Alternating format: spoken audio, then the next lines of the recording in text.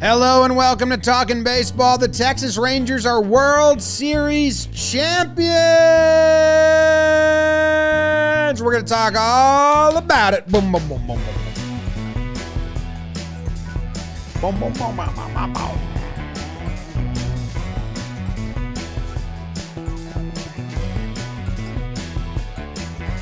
Hello and welcome to Talkin' Baseball. Thank you very much for joining us today. If you've been with us all postseason, all season, or it's your first time tuning in, we appreciate you all the same. Actually, I appreciate you much more the longer you've been with us. But, you know, for all new people, you got a chance to stick around. It's brought to you by it's brought to you by SeatGeek, code JohnBoy. Postseason, there's a couple more days left because it runs through, I think, a potential game 7. Yeah. I think. So tonight might be your last chance. Yeah, so do it. You don't have plans now for a game 6 or 7, so pick up some tickets to the theater or like a different sporting event and take a friend. JohnBoy postseason, 10% off your order, whether you are a first-time buyer or not. They've been with us this whole postseason on Talkin' Baseball and on JM Baseball YouTube live streams, and we appreciate them for the support. We appreciate you guys for the support, and you guys get to like mingle together, both supporting us. JohnBoy postseason, 10% off tickets at SeatGeek. Trevor Plouffe is with me. Jake Storielli is not with me. He's currently drowning at the bottom of the deep end in center field in Arizona. One thing before we dive into this. Yes. Feels like a good time to mention, like, if you're new, consider subscribing. You could also subscribe. It's a good episode to plug in. If you like Trevor's haircut and his general look right now, I think it looks great, Trev. I know you're iffy on it because it's new, but I think you look great. I don't mind the haircut, but like the shaved face with the tight fade. This is called the Kenny Rosenthal. I don't know if you saw how tight he got for this World Series, but he took it up a little bit. You look like your face got thin. Not in a bad way, but like you look like more chiseled. I've been intermittent fasting, so I'm going to Mexico for Ryan Braun's 40th birthday, so I got to like look good. Okay. All right. There's a lot of things going on, James, but listen. My Texas Rangers right here. Yeah, always 2023 chance. We knew it from the get-go. No, we didn't, man. This team deserves so much credit for proving people wrong. Anyone that doubted, you know, the age of the pitchers, the health of the pitchers, the status of the bullpen, you know, would this team gel? That's me. That's this idiot right here. That's what I said. Is this team going to gel? What does that even mean, Trev?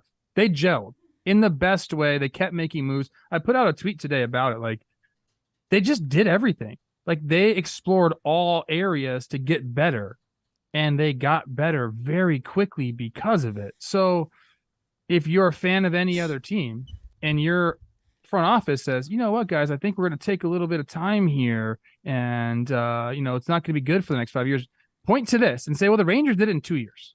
Yeah. When Gibby came on our show, someone commented this last episode. Gibby said on our show that the window was 2023. Crazy. I remember that, and we're like, dude, okay, Gibby. Yeah. And he was like, no, I think 2023 is the year we have a real shot. It's like, oh, shit, that's awesome. Some quick bullet points that are fun facts that we can talk about or not, but I just want to say them is Will Smith now has won 3 World Series in 3 consecutive years with 3 different teams. First guy to do That's that. insane. Dodgers, Braves, and Rangers. And Seager wins World Series MVP, first person to do that in both leagues, NL and AL.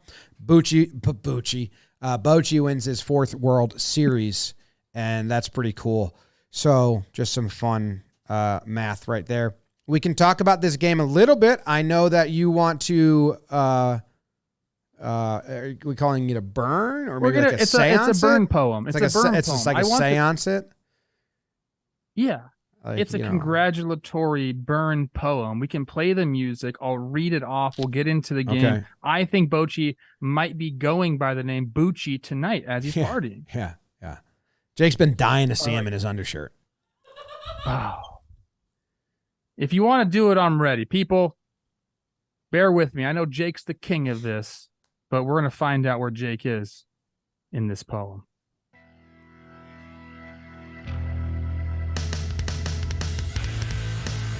Game 5 in the desert. Rangers at Snakes. Who in the pool? For my good pal Jake. Gallen was dealing a gem. He was spinning. But Eovaldi with runners on. Shit, he kept winning. No hits through the 6.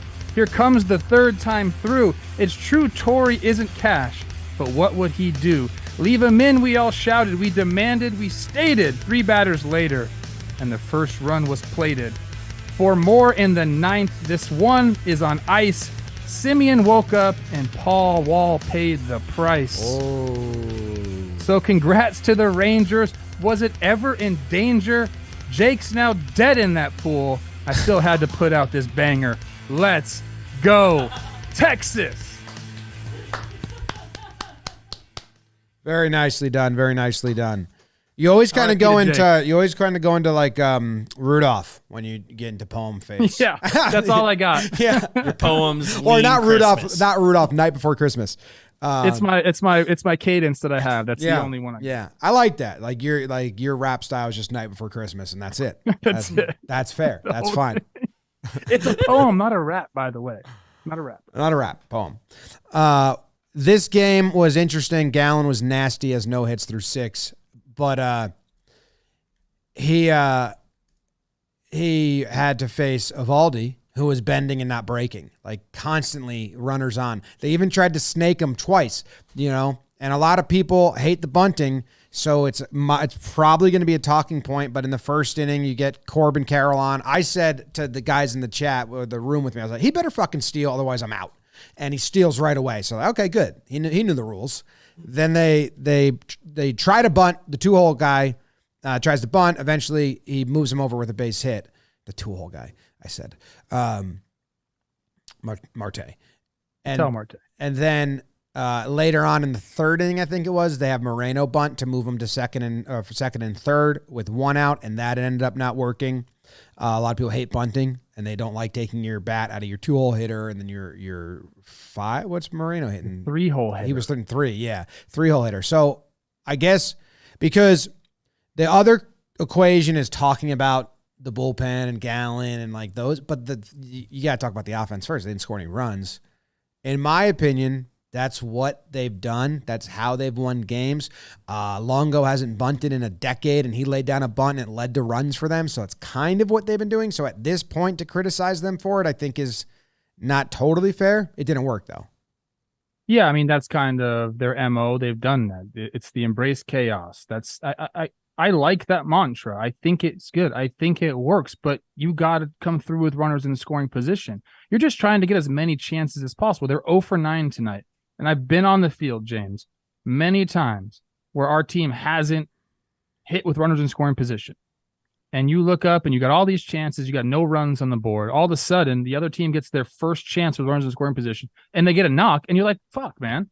Yeah. Like, it's one of the worst feelings as an offense is when you can't come through and the other team just does. And it's like, dude, you feel bad for the pitchers, especially if it's still the starter in the game and he's held him in check for that long. You just haven't given him any run support. But it's an empty feeling. I don't hate the bunts. You don't necessarily want to bunt your 3-hole hitter, but this isn't a typical 3-hole hitter. Moreno has had good games in the postseason. He's going to be a great player offensively. I think so as well. But he's not your prototypical 3-hole hitter that's established and you count on to drive in runs for you. And there's a lot of stats out there in this postseason and in postseasons in general about scoring first. And so I didn't mind it. You just got to get the knock, not even a knock, James. You just got to put the ball in play. Christian Walker, put the ball in play, have better at bats. And, you can say that while also tipping your cap to Nate Dogg. He was great. I was loving being in the mind of Heim and him doing the live stream. Like, I would call this now. Oh, he just got, he was working his pitches off his previous pitch really, really well. Oh, I just got this outside line on a fastball, and he kind of fouled it off. Let's play on the outside with the slider now. And then he'd get the swing and the miss, or he'd get it take looking, or, the fastball low, called strike. Okay. Splitter in. And he was just really, he was finding a good pitch, and then he was playing off that good pitch really well. So good call by Heim and him. And Gallen was doing the same on the other side. Gallen's fastball is very interesting to me because it's not overpowering. It's 92. So, if you're drafting, pitchers, you're not gonna be like, I want Gallen's fastball. It works well in harmony with all his other pitches. But it also is a little frustrating at times because you're like, whoa, I feel like they should be like, why aren't the Rangers hitting that? It's kind of that invisible fastball. So it is a full credit to Gallen, but he makes pitchers look like Semien and Carter, I think, took some swings, and I'm like, I think you got to hit that, man. Like, I feel like you guys been hitting that, but he held him no hit for a while. Yeah, and he primarily went like 4-seam fastball curve, and then he brought the changeup in kind of later, but he was almost 70% those two pitches. So, he was trying to make some adjustments, and he looked great. Yeah, just my least favorite thing happened. One of my least favorite things that I've been griping about for years. Can't wait. The first hit Gallen gives up and is a soft hit by Seager to the left side. I literally said it after Seager's first at-bat because he grounded out to the shortstop, and I saw the third baseman playing basically shortstop, and the shortstop was playing right behind the bag. Yeah. And I was like, he threw him changeups away, fastballs away, and breaking balls away. Why are they shifting the third baseman so far away? I said that after his first at-bat. I think it was his third at-bat. When they do it again and they have the same... I hate when the defensive shift does not match with the pitching attack. Like, the defensive shift coach and the pitching coach, they should be standing next to each other. Yeah. And they're not ever in baseball these days. I like to see all the numbers because there are times where, that stuff away, especially off speed away, like typically on the ground, you would pull it. But then if you have a good, approach roll it over. But if you have a good approach and you're recognizing what they're doing to you, then you just kind of can stay inside the ball and do that. But if you're rolling it over, it's not like you're like, hot shot where you need all your defenders, perfect spot. It's more like you're going to charge the ball. So anyway, it's a minor thing in a game where the Rangers, eventually go on to have their big outburst inning. When the D-backs held them to 1, I was like, oh shit, that's actually crazy. Yeah, the Rangers scored. Huge. They had bases loaded. They don't score just one run in an inning and then it ends. They score multiple, and the D-backs held them. Honestly, I had to go down and get ice cream for the gang, so I missed how they got out of it. But the Gink did his work, I guess. Gink did his thing, dude. He was 1 2/3, 1 hit, got through it, man. Anything about this game? Is this a 0 ERA for the postseason for him? I think so, yeah. Holy shnikes. And one of the biggest jowls you'll see on a not big guy. Like, he's not like fat guy, but his cheekbone to like big chin, oh man, it's going to be big when he keeps going. Beebs, I don't know. I want to get you to do something for me here. What was the bullpen ERA for the Rangers through the postseason? Has anyone tweeted that? How about you place a bet on it with me right now? Over under 1.98. And as you think about it, I'll let you know about a sanctioned real gambling sports book, DraftKings. What are you waiting for? Download the DraftKings Sportsbook app now. Use promo code Talkin. New customers can score $200 instantly in bonus bets for betting just $5 on baseball, only on DraftKings Sportsbook with code Talkin. The crown is yours. Gambling problem? Call 1-800-GAMBLER or visit www.1800gambler.net. In New York, call 877-8-HOPE-NY or HOPE-NY 467-369. In Connecticut, help is available for problem gambling. Call 888-789-7777 or visit ccpg.org. Please play responsibly on behalf of Boot Hill Casino and Resort. Licensee partner, Golden Nugget Lake Charles. A 21-plus age varies by jurisdiction. Void in Ontario. See dkng.co/baseball for eligibility, terms, and responsible gambling resources. Bonus bets expire 7 days after issuance. Eligibility and deposit restrictions apply. Trev took the under, 1.89. What was the Rangers bullpen for the series? Do you have it? I have that in the regular season, they had a 4.77 ERA and a 4.08 in the playoffs. A 4.08? Their in bullpen the playoffs. Had a 4.08 ERA in the playoffs. Did you want playoffs or World Series? I wanted playoffs. Did they? There must be one outlier game that I'm not remembering now. But yeah, I guess when they needed yesterday's this bullpen, game, they gave up a bunch late. That's true. That's probably. I guess I meant to say the Bochy's a pen. That's why did you say in wins? In wins, you can. Oh no, because yesterday was a win. I just think that was something that was talked about so much going into the postseason. How are they going to survive a 7-game series with that bullpen when you only have 3 starters? The reality of the situation is we never gave Heaney, Dunning, their due. Those are starters, the big league starters. So you have those guys too that can eat innings. You saw it yesterday with Heaney. And then the guys that he clamped down with, Spores, Chapman, and Leclerc, I mean, they got the job done. They got the freaking job done. And that's why I always say to people, man, the bullpen's fluid. Like, it's a living organism. Like, sometimes it's going to be healthy and thriving. Sometimes it's going to get sick. Sometimes it's going to get injured. If you line it up right in the postseason, that's kind of all it takes. We've seen the White Sox try to build an unbelievable bullpen, and that was why I believed in them a lot. So, like, dude, I love what they built. It never worked for them. Yankees too. I think the bullpen is the biggest crapshoot on a team. Guys, it's can just so step fluid. up. Well, I have those three main guys for them. Chapman had a 2.25 playoff ERA. Leclerc was a 3.29 ERA, and Spores was an 0.75. yeah, Leclerc got hit around a little bit in this one. Anyway, thanks, Beebs. The bullpen thing is interesting. I think you have to put your starters in the bullpen. It wasn't the same as I've seen with other teams and enjoyed with other teams, but Heaney came up pretty big, gave him 5. I've always said that's what you need. You don't need 8 guys that can go 2 innings. You need 4 guys that can go 1 point, and you need some guys to eat losses or big wins and help out. And yeah, we've seen the White Sox try to build a playoff bullpen with money. We've seen the Yankees try to do it. The Yankees kind of have like abandoned that because it's not really worth it anymore. And Brian Feingold in the chat said, I guess we can't really say, oh, but their bullpen sucks anymore because the last 3 winners have had a awful bullpen. And then the bullpen was the question mark. And then it was the pride. Well, the Astros didn't have a bad bullpen last year. No. So it was the Braves before them. The Nationals before them, And the Nationals. Nationals in 19. Yeah. Just get hot, you get hot. And it's all about pressure, man. And the Rangers, when they score big. And then the pressure's on you in all the innings. So Like, and another example of this, and we've said it time and time again about these Rangers, and it's a mark of an excellent team, a World Series champion team. Even after Alek Thomas misses that ball, it's 3-0. A couple guys on, you're in it, but they add on. Semien hits the homer to make it 5-0, and then it's game over.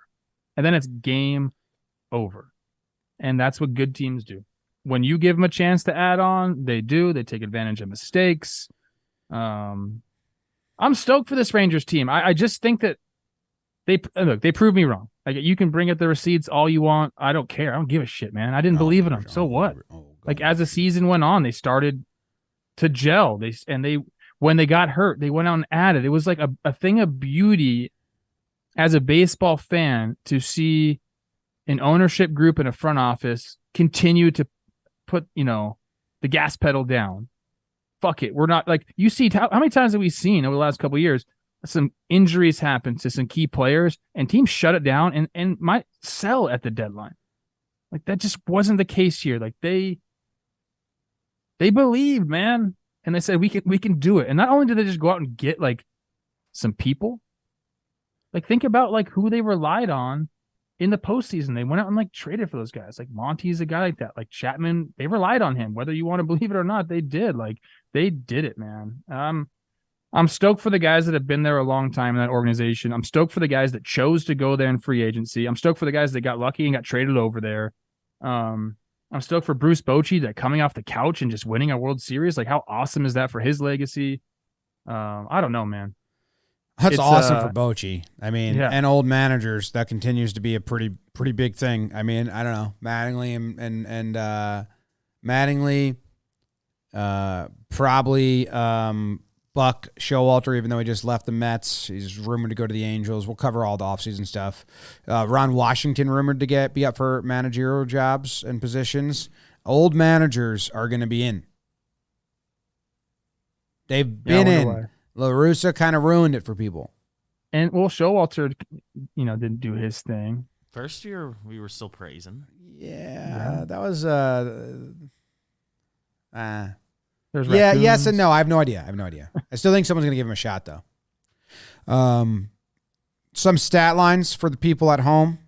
Travis Jankowski comes in and ends up hitting which is awesome. Yep. Okay, that's fine.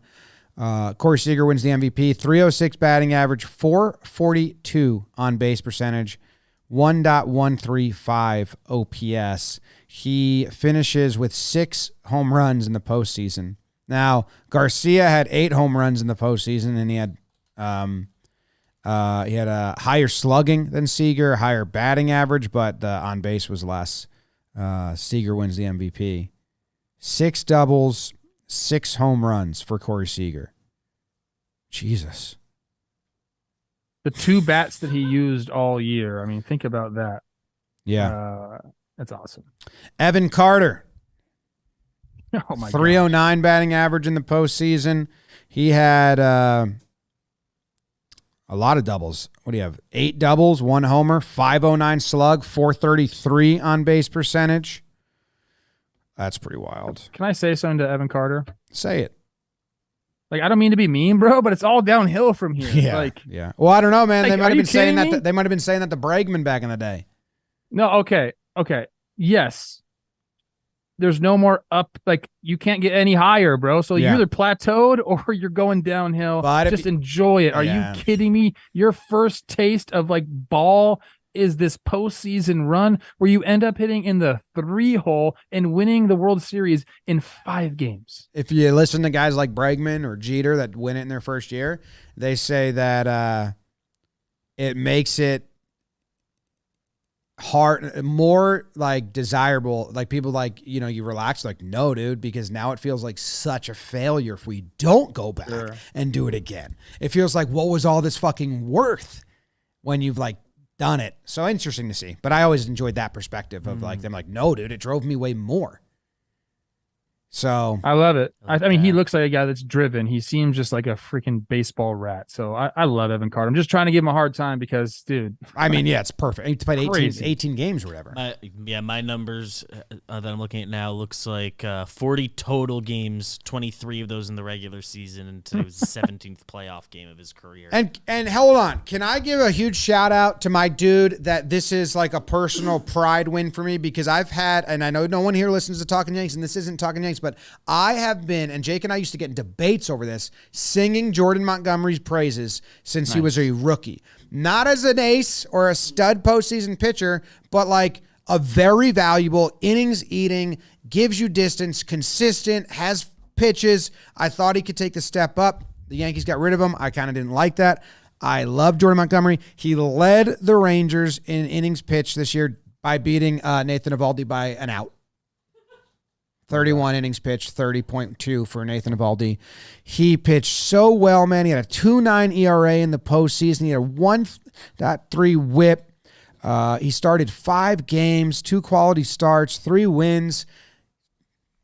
Shut down Jordan in that 1 game. Very happy for him. And happy for Nate Dogg, too, who kind of establishes himself as a playoff stud. Oh, yeah. Fully cemented it. They went out and they got Cements these is a pitchers. They got Scherzer. They got DeGrom. They got Scherzer. They get all these pitchers. Monty and Nate Dogg get it done. So happy for Jordan Montgomery. And how many starters did they have really in this postseason? I guess it's 5 then. Well, they had Monty, Eovaldi, giving them good starts. And then Scherzer started 9 innings. But you had Heendog step up for you. You Yeah. had John Gray step up for you. Like, it's cool, man. I feel like so many people contributed. Even Marcus Semien, I want to give him his just due. Like, if you go through an entire postseason, like, you're stoked that your team won it. But like when Adolis goes out, like, Marcus showed up the last 2 games, like, he drove in runs. Yeah. Like, he was a producer. Yep. So like, even him, like, he doesn't have that feeling of like, man, I just showed up. Like, I didn't really do anything. Like, he gets the feeling of, now I contributed to this. And I'm just stoked for their core, and I'm stoked for them to come into next year with like the highest of high expectations. I want to see how they respond to that. But the group they have in here, it's a really fun group, man. And I'm stoked for them to see where they go. Hey, Semien, for all he was getting, he got a hit every game in this World Series. He hits 292 in the series with a couple homers. Like, he had a good series. when they needed it. Yeah. Do we need to bury and like read a eulogy for the D-backs in the nicest way possible? I mean, you got to give credit to these. More so than the Rangers, a team that nobody gave a chance. To be able to get hot and do this, 84 wins, and you beat some very, very good baseball teams, dude. You beat the Phillies, you beat the Dodgers, you beat the Brewers, and then you just kind of ran out of gas here. But Corbin Carroll, now he's got the itch. Yep. I can't wait to see what he does in his follow-up year. Ketel Marte, it was fun to watch him do his thing in the postseason. He kind of turned into a baseball household name, if you will. They also have a nice core, and I'm excited for them to have some lofty expectations. And then next year, who do we have as the favorite for the NL West? Is it the Dodgers? Is it the D-backs? Is it the Padres? Who are going to have to forfeit all their money because they don't have it, apparently? Didn't you and Jake say that? Out. Wasn't that like a thing Jake we said? We did. We said that. You guys, we should go find that clip of you guys saying, do you think the Padres have this money? Where is it? Yeah. Dude, Jake literally said, I think so. Jake was like, I think there's a story going to come out that the Padres don't have this money. Didn't he say that? He said it's going to be a 30 for 30 is coming out, and we're going to find out they actually did not have this money. He did say that, and it just came out that we need to go find that clip. Damn, I wish it wasn't at the bottom of the pool right now. We have a comment because we are live on YouTube right now for this episode, and we have a comment from Miles England, which is kind of like Meters America. I like that. Super chatted donation, said, gentlemen, I want to thank you. It's been a wonderful season. Thank you for keeping us informed and entertained. I and so many other appreciate what y'all do. Looking forward to a great offseason. Thanks for everything. Thank you very much, Miles. And yes, thank you to everyone that's been tuning in and part of this, the show, the YouTube, the podcast, all the social channels, grew like crazy.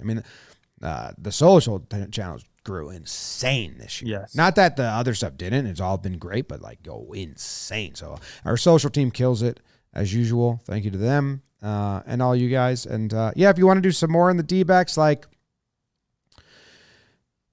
they just didn't hit in the end. I don't know. I don't know if their style of play is too much pressure. Maybe you want a guys just free swinging. I don't think so. I think that's how they play. They just kind of ran into a buzzsaw offense and some lights out pitching from Eovaldi. It's got to sting. You're so close. And again, Jake texted us. Apparently he's not dead at the bottom of the pool. Oh, but he said, starting to think that minutes. game one blown save did mean something. And like I said, it could have easily been 2-2. Could be a 3-2 series going back to Texas right now, but it ain't. Rangers hoisting that hunk of metal, man. Good for them. Did I hear right that it took them 25 years from their franchise beginning to make the playoffs? Yeah. What's Jake's next text mean? That was me. What does that mean?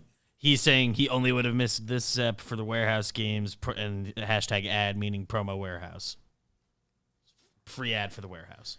Trev's coming. We're filming Warehouse next week. And and Baggage has a semifinal game coming up tomorrow, Trev, in floorball versus McFlurry Power. Jake in the net. Baggage changing their strategy a little bit.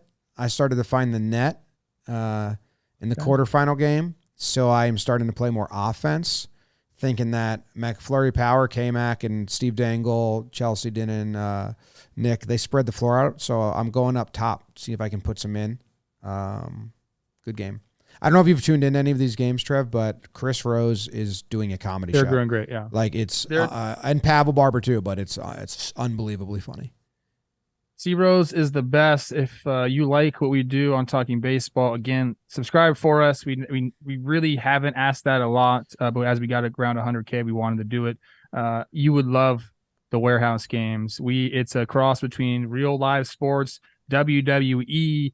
We have incredible personalities, awesome merch. Just go check that out. But I want to say to all the fans out there, I don't have the chat up. I'm sorry. I'm rusty on this live thing. Yeah. Thank you to everybody. I have so much fun. It's daunting to have a national podcast talking about all 30 teams. We fuck up all the time. I know that. I try my best though, dude. I put a lot of work into this show, and it's only because I know you guys appreciate it. That's the reason we do the show. We love it. and we ain't going nowhere. So thank you for all the support. Yeah, actually, we'll be back. You come here next week, so I think we're going to do kind of a big whip-around episode of all the off-seasons. Kind of like a lot of off-season notes we've manager availabilities, GM firings, we still got rumors and stuff. One more all-JM team to put out. We do all the off-season stuff. We get that question a lot at the end of the year. Like, oh, do you guys do we not see you till April? No, we're here all off-season. 2 episodes a week in the off-season. We'll see if we can get some guests. We have some staple episodes. And then come February, we'll be previewing every single team. So that'll be good. That'll be fun. Thank you to everybody out there. And if you are a Rangers fan, we just dropped like a ton of World Series Rangers merch. Our design team crushes those. And we'll see if the Rangers give it any love. There's fan bases that have like loved our merch and bought it. And we'll have some MLBPA licensed merch coming out soon as well, I think. If some didn't drop while this happened, yes, they got to prove it. But yeah, shop.johnboymedia.com. Congrats to the Rangers, and congrats to Trev, who played for the Rangers. So it was an awesome spring, man. That's RBA, ring by association. Your fingerprints are all over this team. The season's over. Season's over. No more 1 a.m. nights for BBD and I. Well. Unless the biggest move ever happens, we happen to be awake already. Yeah, I've been very tired. I'm so excited to come to work at 9. Papa Jim getting it. Going to sleep at 2 a.m. after these shows, and then waking up at 5 with the kids. Oh boy, been rough, but I appreciate it, and it's fun. All right, love you guys. Thank you very much. We will be back next week. We'll see how Jake handled the ocean. Pool. Yeah. Arizona's actually landlocked for, you wouldn't think that. Jake's alive. Oh, good. You guys, if you follow the show, you know what I'm about to go try to do. Hey, babe. Season's over. I'm free.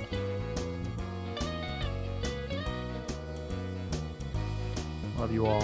Do.